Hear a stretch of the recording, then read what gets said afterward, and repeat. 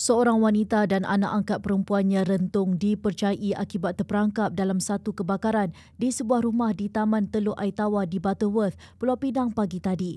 Pengarah Jabatan Bomba dan Penyelamat Malaysia JBPM Pulau Pinang, Muhammad Syoki Hamzah berkata, dalam kejadian yang berlaku kira-kira pukul 9.41 pagi itu, seorang remaja lelaki iaitu anak kepada wanita terbabit turut cedera akibat dihempap oleh bumbung rumah tersebut. Katanya mangsa yang maut dikenal pasti sebagai Hayani Yaakob 50-an dan Andra yang berusia dalam lingkungan umur antara 4 hingga 5 tahun, manakala remaja yang cedera pula ialah Daniel Koyum Kamaruzlan 20-an.